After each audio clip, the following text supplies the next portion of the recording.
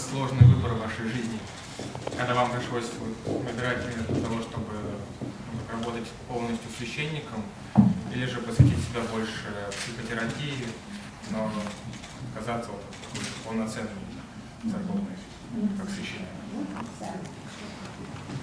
Yes, it was very hard. Да, это был очень трудный выбор. It was very hard. When I was ordained, I thought that that would be the rest of my life, would be a full-time parish priest. Когда меня положили в священники, я думал, что я буду священником приходским до конца своей жизни, что это мое настоящее призвание до конца и полное. То есть это был очень трудный выбор. Я бы хотела все-таки попросить чуть-чуть подробнее рассказать про имаготерапию. Очень интересно. Вы все поддерживаете. Short sentences, I told. Short sentences. Imagotherapy is based on the notion that all of us come to the point of looking for somebody that we will have become mates with, married to. We all come to some degree damaged persons. Имаготерапия имеет в своей основе, основана на том, что все мы думаем о том, что мы хотим найти партнера для своей жизни, но мы вступаем в эти отношения, все мы каким-то образом уже ущербные люди, мы неполноценные люди. Some of you who have studied psychology may have read the writings or the speeches of Donald Fairbairn, a British object relations psychologist who was a great shining image to me of a good psychologist. Fairbairn. Некоторые из вас, кто изучает психологию, вероятно, уже знакомы с работами британского психотерапевта и психолога Дональд Ферберн. Yes. Fairbairn was the first prominent psychologist. He may have been a psychiatrist, but anyway, the first prominent psychoanalyst to declare that love, that the driving force of human life was not biological gratification, but was the connection of love. Он был первым, кто указал, что основной движущей силой вот в отношениях человеческих является именно Not biological gratification. Не биологические основания, а любовь. Love is what drives us. Ага, любовь, которая движет нами, движет людей друг к другу, толкает людей друг к другу, привлекает людей друг к другу. The primary impulsion to connect with another person intimately is love. Первичное намерение такое основное, которое движет одного человека к другому, это именно любовь. So imagotherapy presupposes that each of us is damaged in some way or another. И имаготерапия предполагает, что каждый из нас каким-то образом ущербен. When we meet somebody that we are attracted to as a potential mate or spouse, it is. Когда мы встречаем кого-то, кто нас привлекает как потенциальный партнер или супруг, we have the unconscious. That attraction is because we have an unconscious expectation or belief that this person can give me all that I'm yearning for or craving for. И у нас есть такое ожидание, что этот человек, который нас привлекает, он нам даст то, чего мы желаем, о чем мы, так сказать, тоскуем, к чему мы стремимся. This is and that person. When that person feels the same about me, that's when we make that connection. И другой человек тоже часто то же самое испытывает, чувствует обо мне, когда мы вступаем в контакт, что он от меня чего-то ожидает.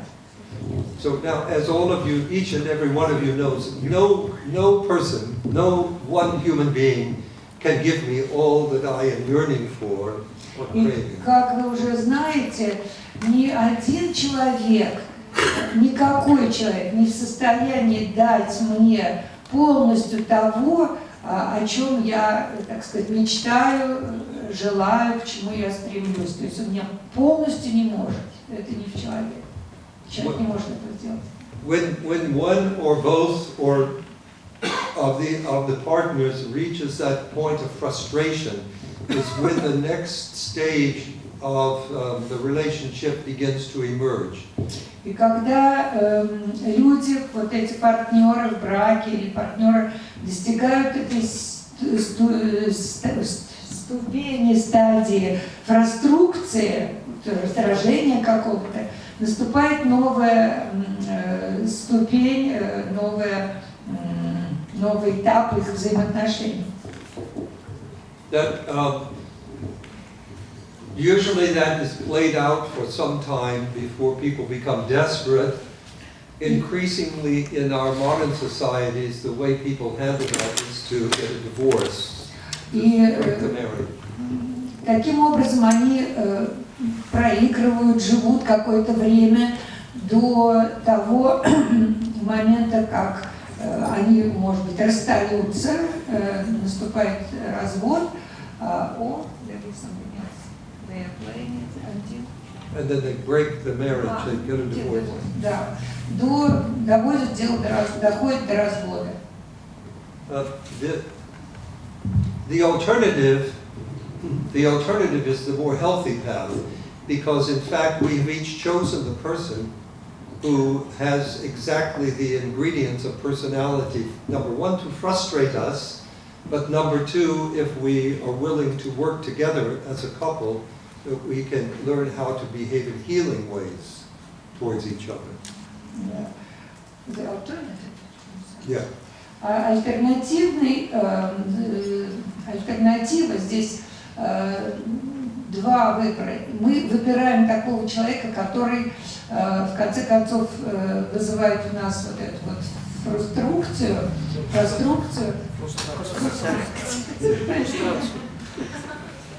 Frustration, I can say it in English, not in Russian. So if I... Или человек, который пытается преодолеть это и искать другие пути для того, чтобы преодолеть эту фрустрацию. So that's the process of the therapy, is the creating of and the integrating of the skills at helping the other person feel cared about and loved. Вот и эта система создания таких навыков, способов общения с человеком, чтобы он почувствовал, что о нем, что он не безразличен, что о нем заботятся, его любят. That's in a nutshell. Do you use this expression? Да, вот говоря, так сказать, кратко говоря, коротко говоря. А каким образом эти навыки развиваются у людей? Потому что, чуть-чуть прям поконкретней. Есть, да, там какие-то 5 языков любви, да, вот книга, например, которая говорит о том, что надо слушать, надо там одному говорить одно, другому другое. А каким образом в этой системе происходит? То есть, насколько я понимаю, все равно это выводит к встрече, да, человека, супруга и супруги. Но вот каким образом это все происходит? Meeting these people, they come to meet each other, to understand each other. But how? What are the specific methods of coming to this? Да, просто психолог учусь. He's learning psychology. He's going to become psychologist. The book you referred to, The 5 Languages of Love, is an excellent adjunct. Замечательно, да, 5 языков любви, замечательная книга, и иногда я к ней тоже прибегаю. One of the tools we don't have the time this evening for me to give you a whole course in how to do imagotherapy, but one of the tools, Одним из инструментов является one of the tools is a form of communication called the couples dialogue. да, форма диалога, супружеский диалог. Да?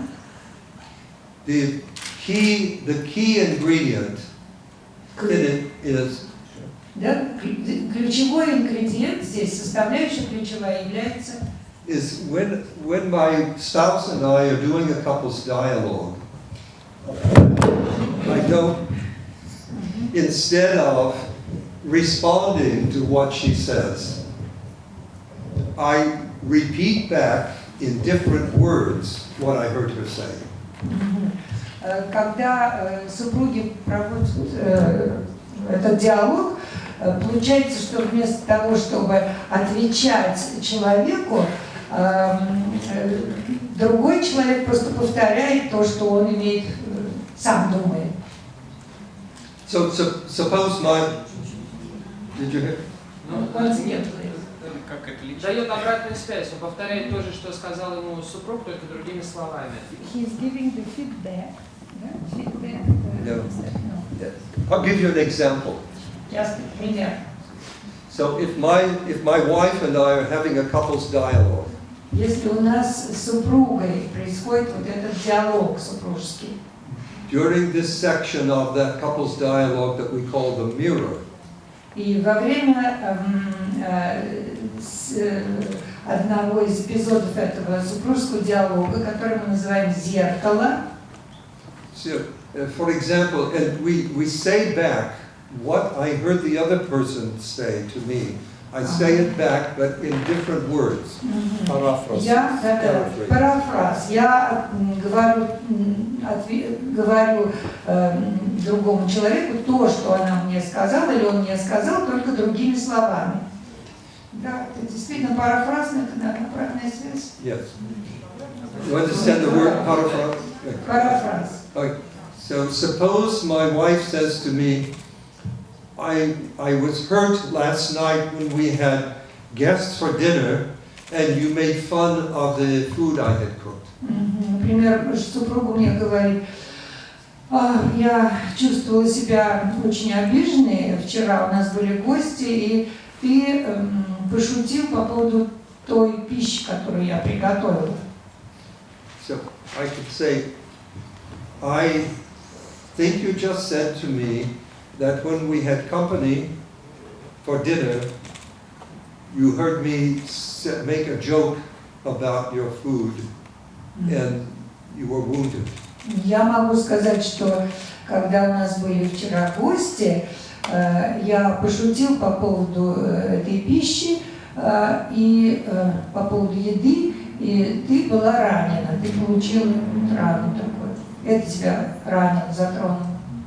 So the goal is not to find the truth or to prove somebody wrong or to prove that I'm right. Цель не в том, чтобы выяснить правду, истину, или сказать, что кто-то прав или не прав. It's to give my partner, my spouse, the gift of putting my own feelings aside and focusing on helping her feel cared about.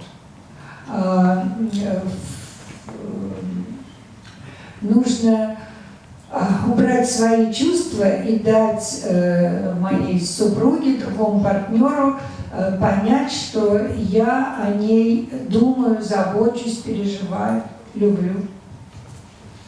This is a procedure that we do. The mirroring is one part of the couple's dialogue. The other two parts are. Сейчас, таким образом, вот это зеркало – это одна часть супружеского диалога, вот методы супружеского диалога. I don't ask any questions or I don't give my opinion. The only question that I ask is, do you have some more you need to say to me? Я не задаю вопросов, не высказываю своего мнения. Единственное, что я могу спросить, ты что-нибудь еще хочешь мне сказать? When my spouse says, no, I've said all I need to, then I do two more things. Когда мой супруга отвечает: нет, я сказала все, что я хотела, я делаю еще пару шагов. So number one, I make, actually I do three things. I make a short summary of what I just heard. Ага, я делаю такое краткое summary, суммирую то, что я только что услышал. Then I validate what I heard, if I can. Потом я делаю это valid, действенным. Yes. By which I'll explain. So by which I mean I say I see how all of the experience you had last night, how it all fits together, and you came to that conclusion. И я говорю, что я вижу все, что ты вчера испытала, как это все попадает вот в какую-то определенную схему, и я вижу, что ты испытала и к какому заключению ты пришла. So it's a confirmation that it coheres, that it's logical. Подтверждение того, что было, так сказать, сказано, как бы я подтверждаю то, что было высказано партнером. And then the last thing I do as the receiving partner is I confirm the feelings, the emotions. И последнее, что я делаю, я подтверждаю чувства, эмоции, которые испытал партнер. I can say something like, since I hear that you experienced that my behavior that way, I can certainly understand why you felt hurt and upset. Я могу сказать, что поскольку я вижу, что ты испытала вот такие-то чувства, я огорчен. Я чувствую огорчение, что я, в общем, тебе заставил тебя испытать подобные чувства. So, and what we respond to and react to in our partner is the unconscious image.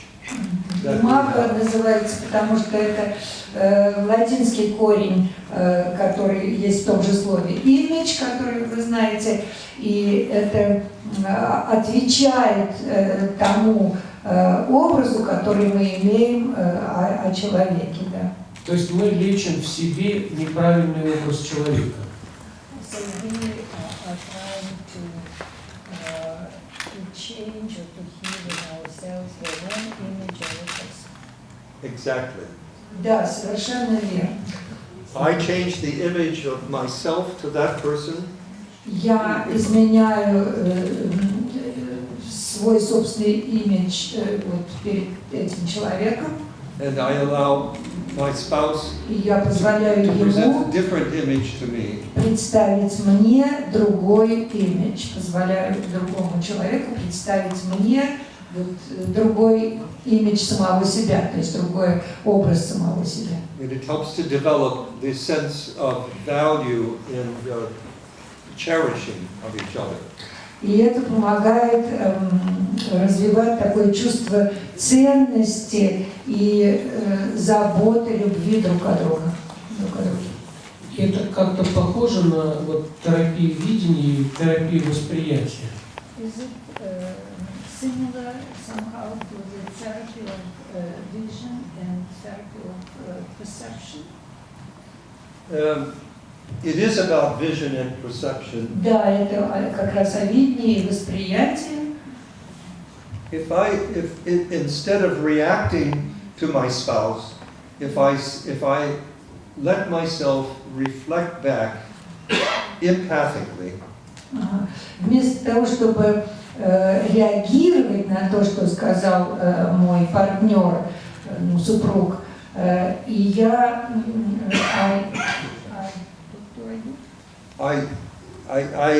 by doing that, I change my vision of my spouse.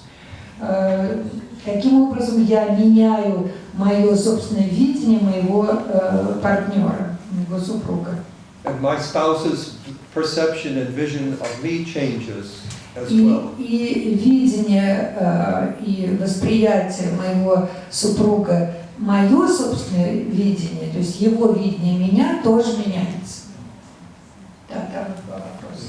Вот такое отношение друг к другу предполагает психологическую зрелость каждого человека. Потому что очень сложно отстраняться от своих эмоций, да, и выходить на такой уровень общения. Конечно, это определенное научение, да, в паре, когда каждый может так, но для этого надо подойти еще к этому уровню, чтобы вообще помочь отстраниться от своих эмоций и вот так вот слушать и слышать другого человека. То есть вы сами проводите эту работу, или вы сразу начинаете работать в паре и как бы учите их параллельно? То есть, ну, это такой конкретный вопрос, принимаете ли вы пару, или вы их разделяете? Такой длинный кусок не перепутать. Скажите. Actually, some people, they have to be mature enough to agree to come to therapy. Они должны быть действительно зрелыми, чтобы они согласились прийти на эту терапию. My experience is that it doesn't take a lot of maturity. There are some very immature people. There are people with even some very problematical diagnoses, like borderline personality. You have that diagnosis? Совсем не обязательно, что они были очень зрелыми. Мой опыт показывает, что приходят совершенно незрелые люди, некоторые даже с таким пограничной проблемной личностью. I have really found some couples in which one or both of the partners were very narcissistic. Я встречала такие пары, когда один или оба супруга были очень нарциссичны. And this can be very effective if the therapist is able to keep what in English we call it a holding environment. Очень важно, может ли психотерапевт держать вот это вот окружение, это вот holding, держать эту ситуацию. Of course, it's always possible that one or the other partner will become upset or angry and refuse, or I can make a mistake. Конечно, возможно, что один или оба партнера могут быть очень сердиты, рассердиться или почувствовать смущение, или я могу сделать ошибку. This man behind you. Yes. Question. Yes, пожалуйста. Приходят два человека, и это значит, что они каким-то образом не удовлетворены качеством имеющихся отношений. When two people come to you, which means that they are not satisfied with the quality of their relationship. Они, тем не менее, они в свое время сошлись. Они сошлись именно на базе этого образа. У каждого был некий образ ожидания другого человека. But before that, they have come to be together, and each of them had a certain image of the other, a certain image, something that he or she had been expecting from the other. Yes. После того, как вы позволите им осознать, что этот человек не закрывает их потребности и не соответствует образу, And after you have succeeded to prove to each of them that the other is not, doesn't accord to the image that he had or had. что заставит этих людей сохранить отношения? What will make these people to continue their relationship? First of all, I don't make them have a different image. I facilitate their developing a different image of each other. Я не делаю так, чтобы они увидели другой образ, который они не хотели видеть. А делаю так, чтобы они смогли увидеть что-то другое, общее. So if people, if the two partners in the couple begin to abandon their aggressive or withholding behavior from each other and and deal with each other in ways that they can each appreciate. Если эти люди научатся отказаться от агрессивного поведения в отношении друг к другу и научатся оценивать друг друга, видеть положительные, как другие качества в другом, They will begin to experience and continue to grow and experience exactly the healing behaviors from each other that they were looking for to begin with. И тогда они начнут видеть друг в друге, они испытают вот этот исцеляющий эффект и начнут видеть друг в друге то, что они хотели увидеть. У меня вот тоже вопрос. Это только терапия между супругами или между другими, так сказать, членами семьи? Дело в том, что просто Гиппенрейтер таким образом рекомендует общаться с детьми собственными. Advises to use this method with your own children. Yes, yes, it is a flexible method. You can use it. You can use it between children and parents, adults, children, and the relationship between aging parents and adult children can sometimes become very, very weighted and difficult, and this can be a good system to use with them. Да, это очень гибкий метод, который позволяет и детям общаться взрослым с детьми и взрослым детям со стареющими родителями. Вы знаете, сколько бывает разных проблем. То есть это очень гибкий метод, его можно использовать в разных ситуациях, с разными возрастами и группами. Сзади кто-то вопрос был. Ушел человек с вопросом там, да? Отец Стефан, у вас очень удивительная жизнь и богатейший опыт. Мне бы хотелось вас попросить, какие бы вы могли дать рекомендации молодым парам, которые только вступили, например, в семейную жизнь, и второе...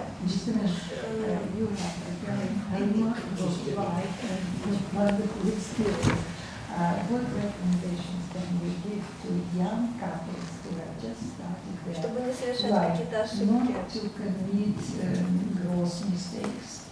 И второе, что бы вы могли посоветовать почитать на данную тему? And what can we Спасибо. literature could you recommend? I have the basic book for couples Основная книга для супругов is translated into Russian. It exists in Russian. переведена на русский и существует, значит, есть, наверное, продажи. I don't know exactly what the title is in Russian. In English, it's called "Getting the Love You Want." По-русски по-английски она называется, getting, получить любовь, которую вы хотите, а потом получить любовь, сохранить любовь, которую Getting the love you want. Да, получить любовь, которую вы хотите. Getting the love you want. The author is a man named Harville Hendricks. Harville Hendricks. How do you spell that in Russian? I don't. But Hendricks. Harville Hendricks. There are some people in Moscow who are trained in working using therapists who are trained in doing imago work. В Москве есть несколько терапевтов, психотерапевтов, которые получили такую практику, тренировку в работе с имаготерапией. То есть работающие психотерапевты. Вот еще вопрос. Как вы думаете, эмпатия – это дар или это воспитывается? Эмпатия. Empathy. Is it a gift or can it be developed? The gift of Empathy. Или ей можно научиться? Thank you. That's a wonderful question. Да, тоже замечательный вопрос. Empathy is a gift. Это дар. Some people seem to be naturally more empathic than others. Некоторые люди вот естественно испытывают это чувство эмпатии более чем другие. But I am convinced that almost everybody can learn to be more empathic than they have been. Но я убежден, что многие могут научиться быть более эмпатичными, чем они есть сейчас. So actually, I've had the experience of working with a couple, and one of them becoming the one who seemed so rational and cognitive and unempathic, working and developing, and then the other one saying, "You're not." Just a minute, hold on. Я работала с парой, в которой один человек был такой очень рациональный, когнитивный и совершенно не эмпатичный, а в то время как другой, And the other one sometimes says, "Oh, you're still, well, you have grown a little bit, but you're still not empathic enough for me." Другой отвечал: да, немножечко у тебя, конечно, ты изменилась, но все равно ты недостаточно, у тебя недостаточно вот этой эмпатии для меня. Да. So that's the sign that this person is not so empathic as he or she thought he was. И это вот такой признак, что он не таким является симпатичным, как он думает на самом деле. The development of empathy usually requires both people being willing to grow. Да, развитие эмпатии обычно включает обе стороны для того, чтобы этот дар развивался. Обе стороны должны работать активно. The other thing I would say about that, thank you, Paul, this is a wonderful question. The other thing I would say about that is sometimes people who seem to be unempathic are not at all. They may have a less florid way of expressing their empathy. С другой стороны, многие люди, которые не кажутся обладающими вот этой эмпатией, совсем это как бы ложное впечатление. На самом деле просто они не выражают это так, как они чувствуют. So this is a process. И это процесс. Not something to try to do in 3 easy lessons. Да, это такой процесс, который в 3 легких урока не укладывается, не развивается. И еще у меня один вопрос. Чем можно напугать нарциссичного человека, чтобы он все-таки хотя бы понял, что ему нужно меняться?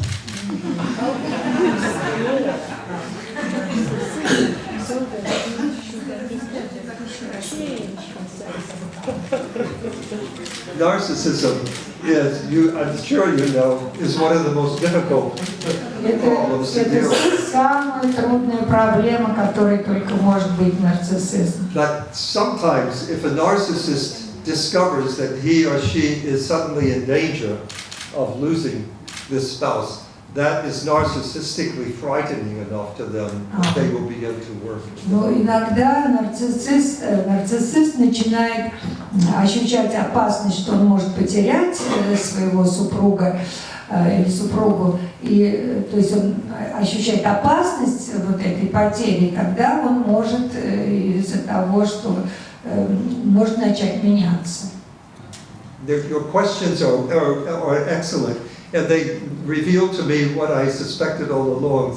The problems that we're talking about are universal.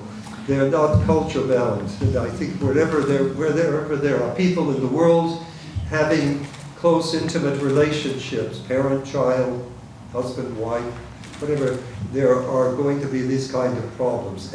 Unconscious expectations. Ваши вопросы замечательные. Я, в общем-то, ожидал, что они могут появиться, и это подтверждает мое ощущение, что это универсальные проблемы, универсальные вопросы, это не зависит от культуры, от там, страны, национальности, они везде проявляются, и они могут быть в отношениях и супружеских, и в отношениях с детьми, и с другими людьми. There's somebody in the back. Не будет ли это означать, что один из супругов он будет постоянно гонять родителей? Потому что, чтобы гонить два сразу, смотреть друг на друга, это довольно сложно. Как вам удается это? И обоих поставить-то? Покороче фразу. Да. Йос, вы говорите о бумагах, да, терапии? Да, вот это вот. This scheme, this structure, when it comes very well with children, she says, with the relationship with children, but when you speak about adult people, isn't it so that one of them is always in the role of a parent? How can it be changed, or how do you work with this? Well, first, I start with the presumption that if one member of the couple is in a parental role, that person actually, on another level down, below consciousness, that person actually craves to be taken care of and to be the child. Я начинаю с того предположения, что если один из партнеров играет вот роль родительскую, то это как раз означает, что он ниже этого уровня, и он хотел бы быть ребенком, о котором бы заботились, хотя он играет родительскую роль. And the tools we use in doing imagotherapy do not, insofar as the couple actually do them, they do not allow for somebody to continue in that parental authoritative role. И вот инструмент в этой имаготерапии, если такая пара приходит, помочь человеку прекратить вот играть эту роль родительскую в семейных отношениях. Как тогда он будет говорить о чувствах партнера, если он идет из этого родительства, взрослой позиции? Once again, еще раз, пожалуйста, как он будет? Я поняла, что тут нужно, так сказать, думать на эту тему еще. Потом у меня просто еще второй вопрос. Вы начали с любви, да? You started with love. Начали с любви. И вот тут вот у меня такой возник вопрос, где вы больше работаете как психолог, где больше как пастор. Потому что как психология, как любая наука, да, она подчиняется законам. Where do you work more, as a psychologist or as a pastor? Because psychology is a science, it has certain laws, and being a pastor somehow helps you here. I think that Скажем, любовь, она законна, не подчиняется. Она сама подчиняет тебе всего. И вот когда вы работаете с супружескими парами, да, вот где вы больше как психолог работаете, да, а где вы используете то, чтобы опираетесь на, скажем, духовное состояние человека, говоря о любви. And since love is not restricted by laws, it conquers everything. And when you work with a couple, where do you use more of the psychology and of your pastor's experience, and your experience as a pastor? I'm not sure I completely understand, but I'm going to give a response and see if I'm Я on не target. очень понимаю вопрос, может, я его не очень хорошо перевожу, но я попытаюсь ответить.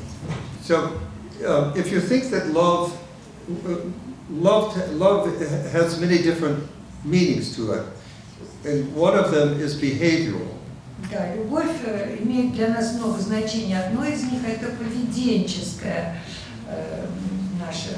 Yeah, so people, somebody can behave in a loving way towards another person without necessarily feeling that Кто-то love. может общаться с другим человеком, показывая, проявляя любовь, не чувствуя ее. When in the course of the therapy we can get people to do that, not to wait until they feel a certain way, but to behave in a way that they have learned the other person can respond to and feel loved. Когда мы в процессе терапии можем какого-то человека научить вот именно вести себя так, как будто бы он любит, хотя он и не испытывает этого чувства, но он показывает другому человеку, что он может его испытать, на самом деле его и не испытывая. So when a person can learn how to behave, then my experience is, and this is the theoretical base, that then they begin to experience what they are expressing. И вот теоретически это подтверждается, что если человек научается вести себя так, как будто бы он любит, то он постепенно начинает действительно себя так вести и чувствовать начинает это испытывать. Just as if we behave aggressively to someone, we begin to have aggressive feelings towards that person. Так же, как если мы в отношении кого-то ведем себя агрессивно, и у нас развиваются чувства агрессивные. Тут еще один вопрос. Как, на ваш взгляд, существует ли во время конфликта такая точка невозврата, после которой уже невозможно вернуться к отношениям? Вот, на мой взгляд, точно есть. Это когда во время конфликта один из супругов убивает другого. Это точно, уже это невозвратно.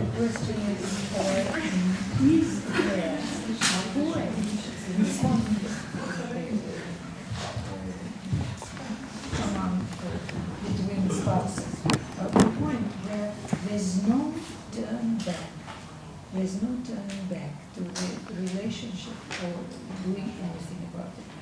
Father Peter says that in his opinion, there is such a point when one spouse kills the other. There's no turning back. Yes, that is very final. That's very ultimate. Да, окончательно, так оно и бывает. In imago work, we often use a diagram. Да, в имаго работе мы используем диаграмму часто. I'm looking for a pen.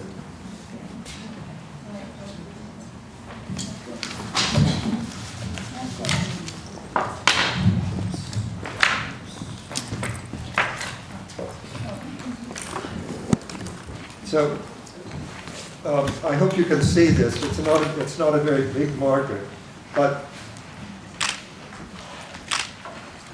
Это не маркер, но все-таки, может быть, вы увидите.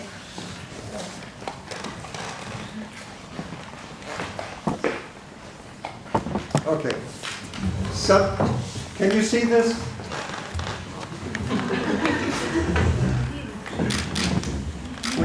Because if I'm doing this in my office, I use a black marker and it's much more legible. But Возьмите кто-то, пронесите по рядам. Вот, возьмите. sometimes we use. Let this woman, the lady, take it. Да, покажите. Shoulder. Okay. So this rectangle is not the relationship, it's a kind of a map, just a diagram to show. Этот прямоугольник, это не отношения, это просто карта, типа карта. So, and the relationship, this is considered the frame of the relationship. Рамка. In the center you saw two circles with arrows pointing to each other.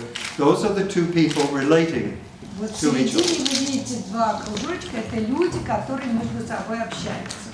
So, on the other hand, the couple, I think this is comes to the question. The couple can be either because of fear of being hurt, or because of anger, or because of pain they're still carrying from much earlier in their life. They may be unwilling or unable to invest the relationship in the other person. И я думаю, что вот это самое главное, это супружеская пара, возможно, вследствие каких-то болей, трагедий, обиды, которые они испытали, они не желают совершенно unwilling to invest, не желают вкладывать в эти отношения своей энергии больше. And when that happens, people direct the relationship out. I mean, the energy out from the frame of the relationship. И когда это происходит, они не хотят уже вкладываться вот в строительство этих отношений, они направляют энергию эту за пределы их отношений. So, as Father Peter was saying, there are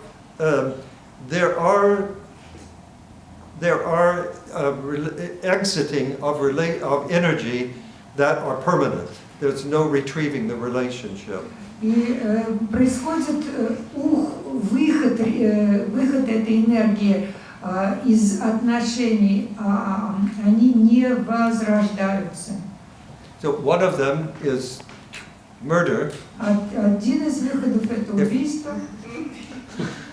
If I kill my partner, there's no way to restore the relationship. Another one is suicide. If I kill myself, there's no way to. Если я убью своего партнера, то нет никакой возможности восстановить отношения. Или я убиваю себя, и таким образом тоже эти отношения не восстанавливаются. Some other exiting of energy is seriously damaging, but in the right circumstances can be retrieved. Другой выход энергии может быть тоже очень может принести очень сильный ущерб, но все-таки эти отношения можно все-таки восстановить. So one of them, for example, is an affair, having an affair with somebody else.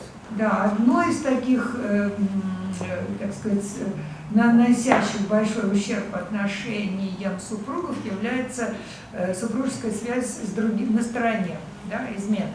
Another one is divorce. Другой это развод.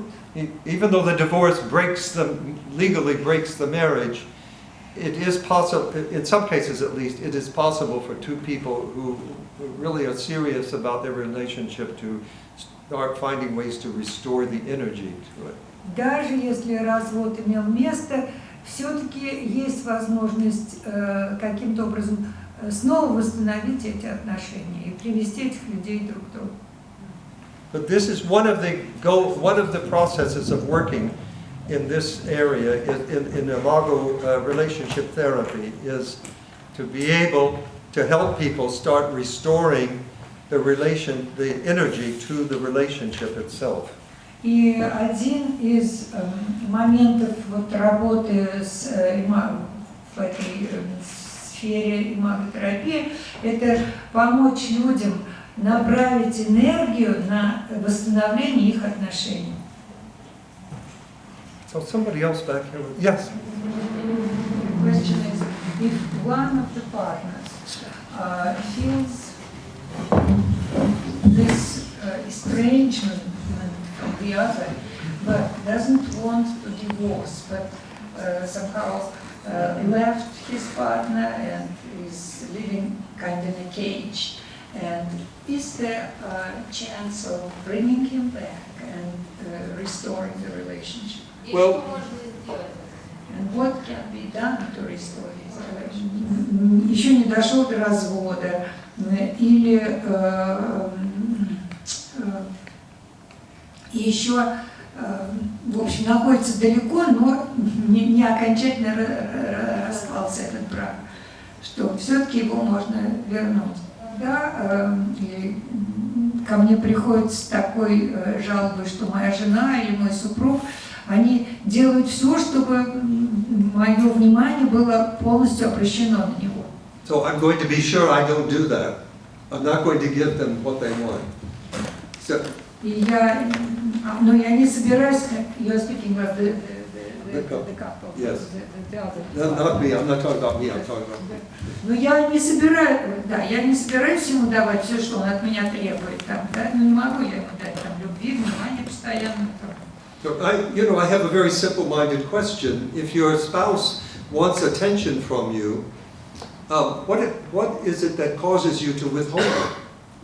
If it's so obvious that you know it, what's causing you to И у withhold it? меня к нему бывает очень простой вопрос, если это супруг, да? А что вызывает вот это вот отношение, то, что он от вас как-то закрывается, что-то удерживает от вас, не доверяет вам и требует внимания от вас особенного?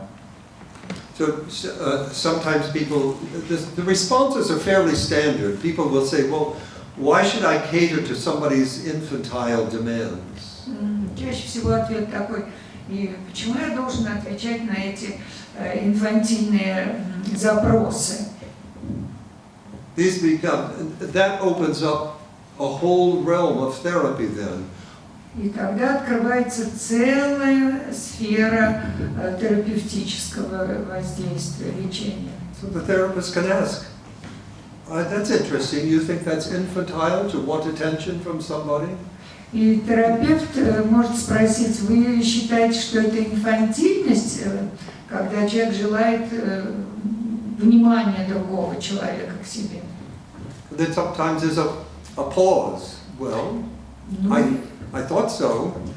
Возникает пауза, и он говорит, ну да я, в общем, так считаю.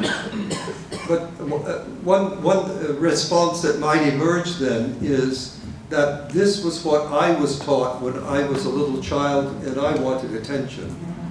И я часто отвечаю, Not to give it. Это также, когда я был ребенком, и я когда хотел внимания от своих родителей, и я его не получал, то я вот вел себя таким же образом.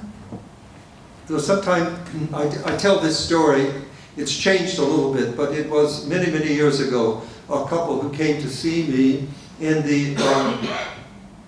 they were very nice people. I couldn't actually understand why they were coming. Давно ко мне пришла пара, такие замечательные люди, и я вообще даже не мог понять, зачем они ко мне пришли. Until one evening they came and they said after they finished their session with me, they were going to a party.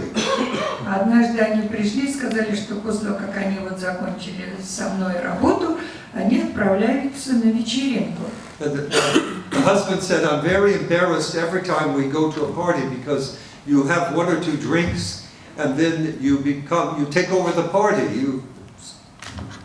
И супруг говорит, вообще-то я чувствую себя очень смущенным, потому что когда мы приходим на вечеринку, ты одну-другую рюмочку выпиваешь, а потом вообще все на себя внимание обращаешь. Вся вечеринка сосредоточивается на тебе. And you tell the people that you have some songs you would like to sing, and ты говоришь там им, что у тебя есть песни, которые ты хотел бы им спеть. So soon the birthday girl is on the outside and you're having the party. Ага, и та девочка, которой мы пришли на день рождения, она вообще уже в стороне, на нее никто не смотрит, а ты, в общем, являешься центром этой вечеринки. So you know what the response would be. Oh, I don't do that. People ask me to sing. That's why I sing. Ну, ответ, конечно, такой, так я этого не делаю, это люди меня просят петь, поэтому я и пою. He said, no, I see you going around and telling people you want to sing. А он говорит, нет, я видел, как ты ходишь вокруг и говоришь, что ты хочешь спеть, тебе хочется спеть. So this conversation went on for 2 or 3 sessions. И 2 или 3 сессии вот такой продолжался разговор. And different things. He would say to her, you should not drink any alcohol when we go out because it changes your behavior. И тогда он заявляет ей, ты не должен вообще пить, не принимать алкоголь, когда мы куда-либо идем в гости, потому что это очень меняет твое поведение. Finally, after about 3 sessions, one evening he said, I don't understand why you get to do this and I can't. И через 2-3 сессии он значит, заявляет: я никак не могу понять, почему ты можешь этого делать, а я не могу. And then this story emerged when he was a little boy. Ага, и тут выясняется, что когда он был мальчиком, He loved to sing and he loved to dance. он очень любил петь и танцевать. So if there was music on the radio or on the television, he would dance or he would sing. Когда музыка была по телевидению или по радио, он танцевал и пел. And then his parents said to him, "You stop. You're not allowed to do that. You must not sing and dance." А его родители останавливали, говорили: прекрати, нельзя тебе петь и танцевать. This is just for girls. Это только для Girls девочек. can sing and dance, but not boys. Девочки могут и петь, и танцевать, а ты мальчик, ты этого не должен делать. You should play football and whatever, Ты должен играть в футбол и вообще заниматься мужскими видами. but not sing and dance. И не People will петь, и не make fun. танцевать.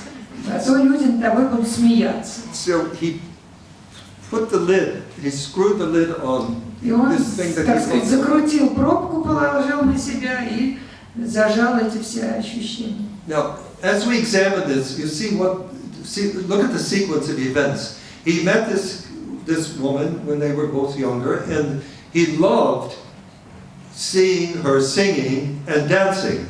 И вот видите, как развивались события. Он познакомился с этой женщиной, когда они были молоды, и ему очень нравилось, что она поет и танцует. It was part of what attracted him. Это было то, что его самого привлекало в ней. Because unconsciously he was thinking, if my wife can sing and dance, then I will get part of the pleasure from that.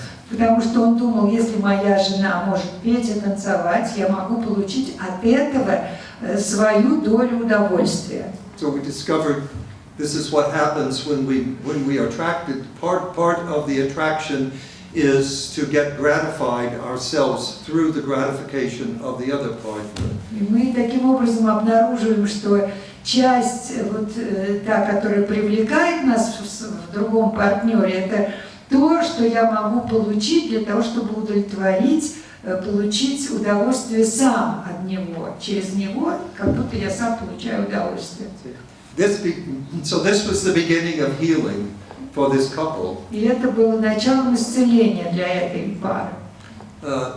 The wife said to him, "So start dancing and start singing." И жена ему сказала: ну что, давай начинай сам петь и танцевать. Which he wanted to do, but it's not that easy because when he turned this off. И он хотел это делать, но это было для него очень трудно, потому что он все это зажал в себе уже.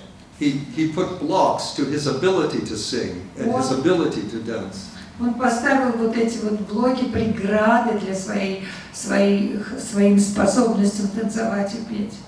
But because of the therapy, through the therapy, she learned to accept. The wife learned to accept this, and they took dance lessons together. И через эту терапию жена научилась принимать эту ситуацию. И они вместе начали ходить принимать уроки пения и танца. They started having times at home with their children. As a family, they would sing. И вместе с детьми дома стали радоваться, веселиться и петь вместе с своими детьми. But so she became a healing partner to him, and he became an accepting, and in that way, healing partner to her. Она стала для него исцеляющим партнером, а он стал для нее принимающим и тоже исцеляемым партнером.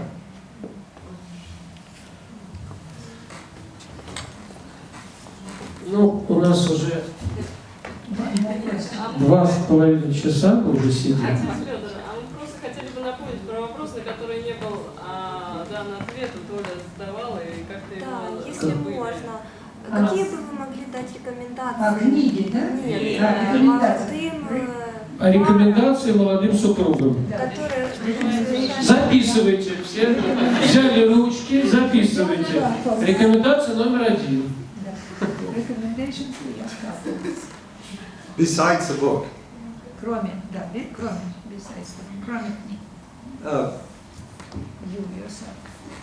So you're asking me to make recommendations to the young couple, but I haven't met them. Вы спрашиваете меня дать рекомендации молодым людям, которых я не встречала. Вообще, молодым парам, которые вступают молодым супружеским парам, чтобы они не совершали какие-то ошибки. Чтобы они не вступали в брак?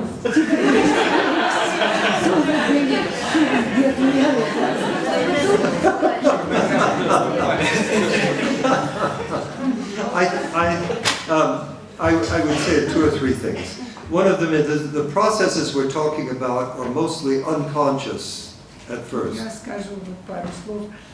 Процессы, о которых мы говорим, в большинстве случаев подсознательные, неосознанные. So it's difficult to tell people to avoid something that they're not conscious of. И трудно сказать людям, что они должны, чего они должны избегать, если они не осознают этого вообще, что это проблема. But what's important to me, and one of the reasons I've worked so much using this method is because it can be put under the umbrella of our faith, our Orthodox faith. Но почему я работаю с этим методом? Его можно как бы положить под зонтик, как бы прикрыться зонтик нашей православной веры.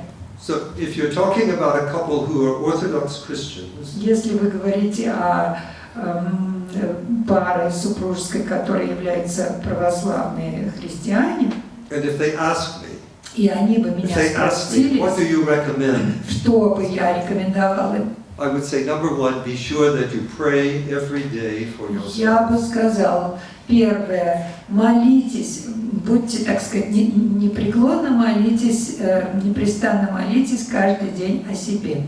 And pray twice every day, in the morning and in the evening. И молитесь утром, дважды в день, утром и вечером. And pray for your spouse, not that he or she will do what you want them to. И pray, чтобы ваш супруг или супруга не делали того, чего вы хотите, чтобы он делал. But to pray that Christ will give them all that they need to lead a fulfilled life. То есть не того, чего вы хотите, чтобы он делал, чтобы Христос дал им мудрость делать то, что они должны делать в этой жизни. If people pray for each other in that mode, then it already takes away some of the impulse to be critical and rejecting.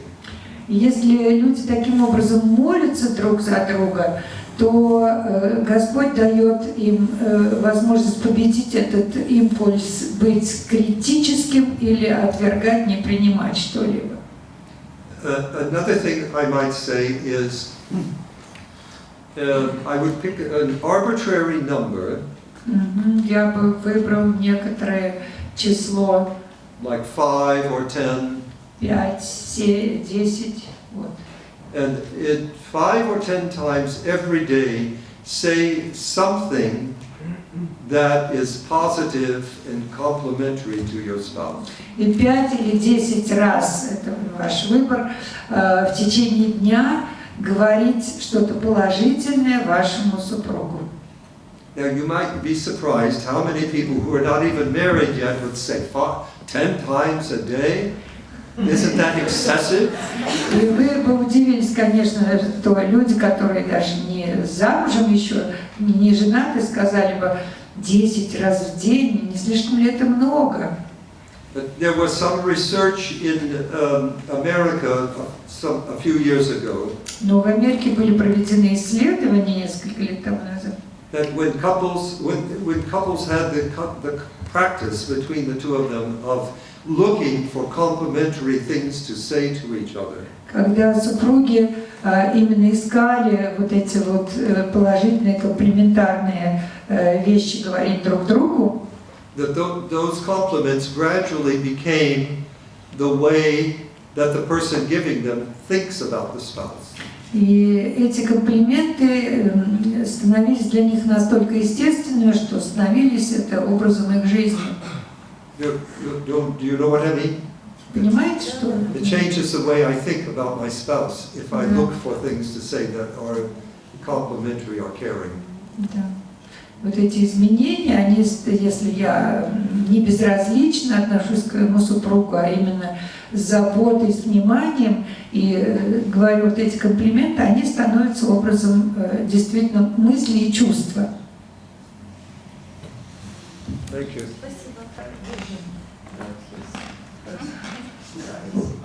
Но самое главное, мы с вами поняли, что имаготерапия – это не просто какой-то прием или какой-то инструмент психологический. Это практика, которая помогает человеку полностью перестроиться. И дело не в том, чтобы он стал скромнее в своих потребностях. Хотел один образ, но получилось похуже, но надо довольствоваться тем, что есть. А самое главное, чтобы он вообще как бы сделал над собой переворот, чтобы он пришел к другому, жить не своим образом и не своими потребностями, а уметь жить чувствами и потребностями другого человека. И вот в этом такое глубокое единство имаготерапии и христианской практики. Вот. И я думаю, что мы глубоко благодарны отцу Стефану за то, что сегодня мы выслушали замечательный рассказ и о его жизни, и примеры из его практики психологической. Ну и, мне кажется, напоследок надо просто помолиться.